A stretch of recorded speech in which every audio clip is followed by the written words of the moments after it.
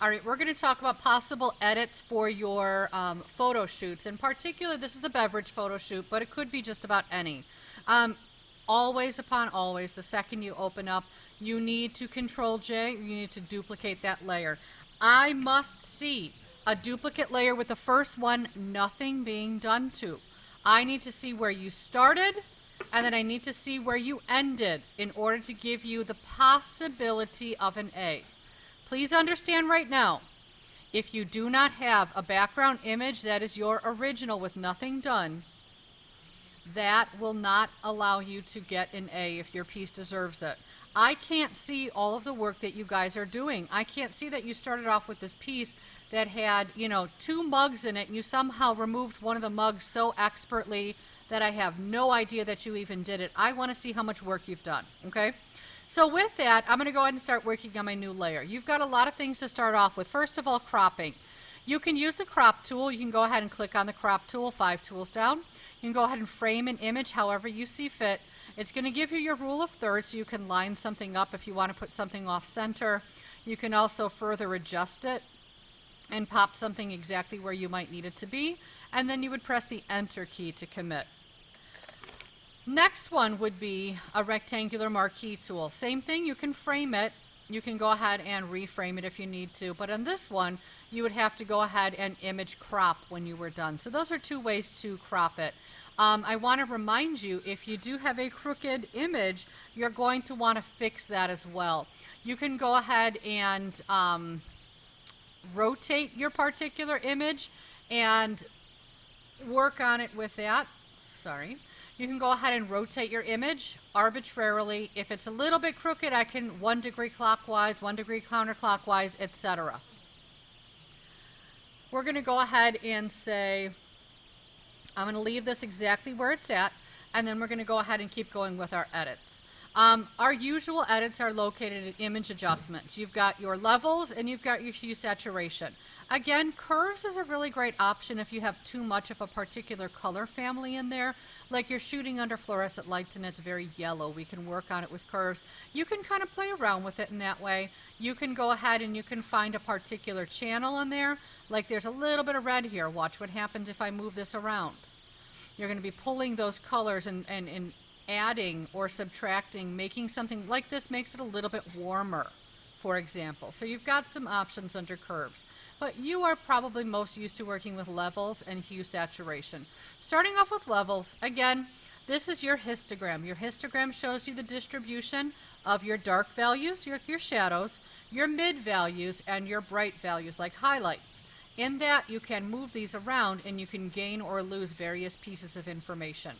The auto button can be a good place to start, but that should not be it shouldn't be what you go to every single time, that's all. The auto button has put some little tiny movements in here, but in this case, maybe I decide I want to pull that up. Again, when you pull up, especially your black or your white, you have to watch out for blobs. When you start to lose detail in some of these brightest of areas or the dark areas, then you're raising it up too high.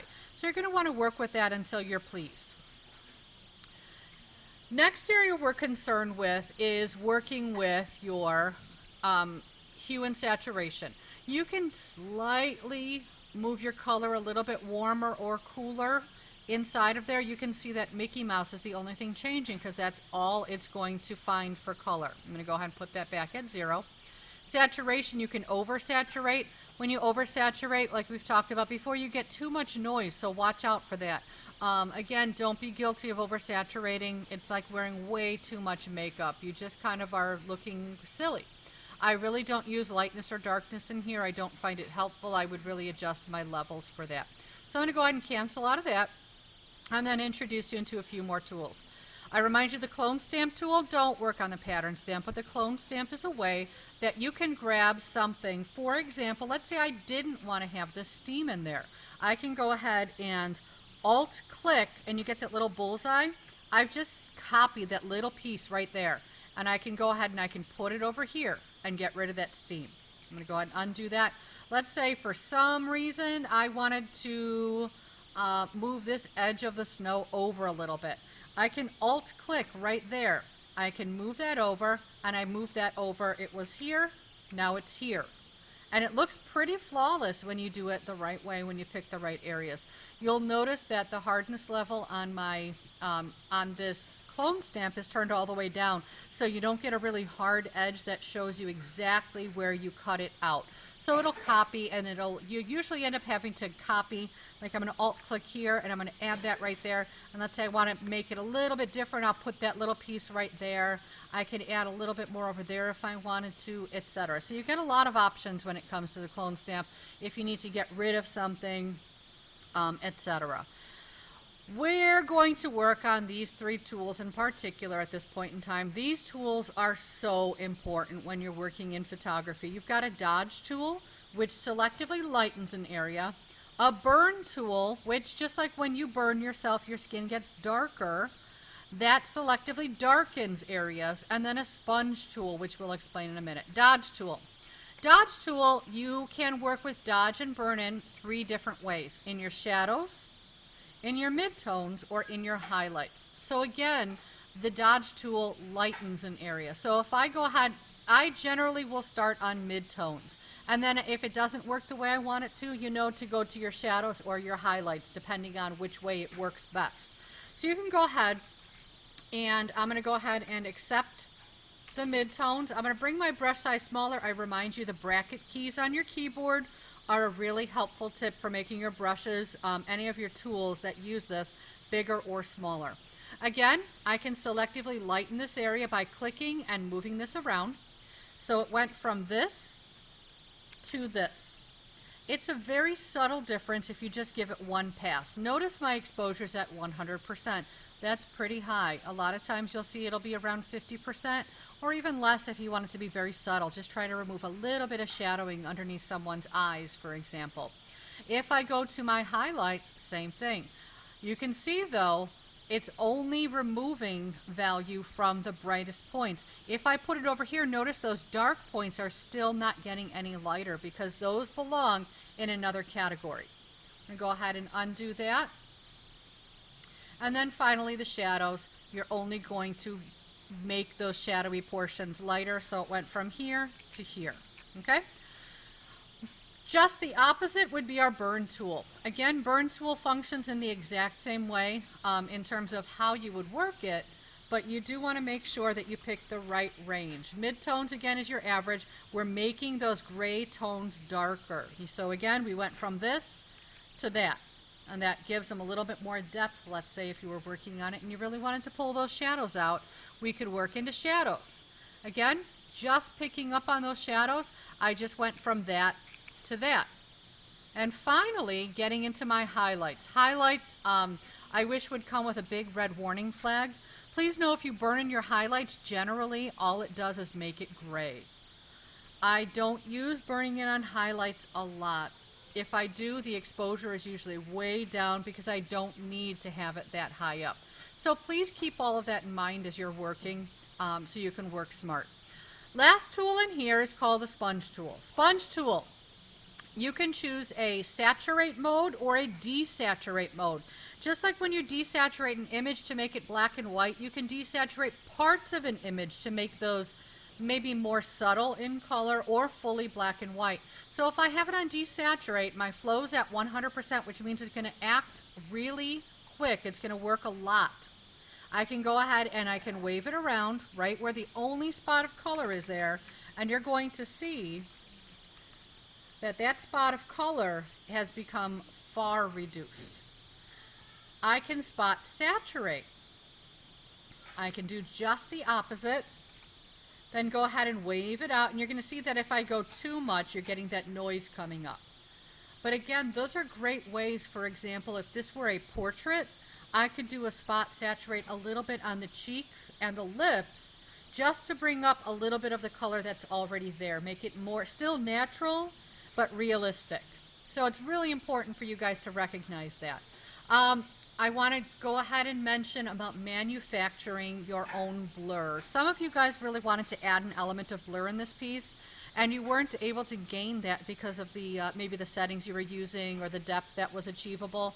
So in this case, we're going to go ahead and put a layer mask on. Right down here, you've got that rectangle with the circle inside. You're going to add this layer mask onto there. And on this layer mask, we're going to go ahead and I want to add a gradient tool, because a gradient, anything that I put on the layer mask, if it's in black, it conceals, which means it protects it. If it's in white, it will reveal it, which means you're able to see through to the changes that you make.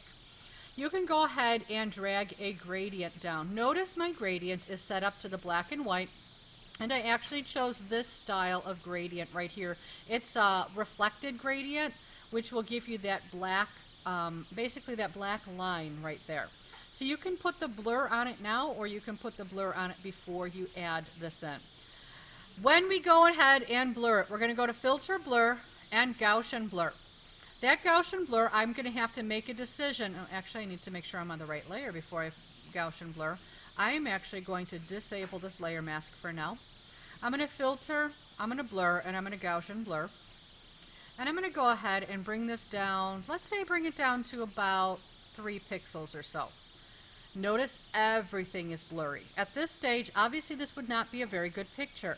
We want to have some of it in focus, and how you gain that is by adding that layer mask in. I'm going to go ahead and add that layer mask, and all of a sudden that area where the black is now becoming in focus. I can go ahead and drag it right on up. Don't forget, you want to make sure you're on the layer mask.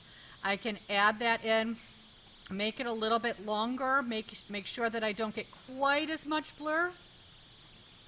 And you're going to see that this front portion is blurry. You can see that change. This front portion is blurry, but this is now in focus. So it's giving you a different element of viewpoints for this. But I did not do it to my picture. What I did was I added this gradient in here so that it protected this portion.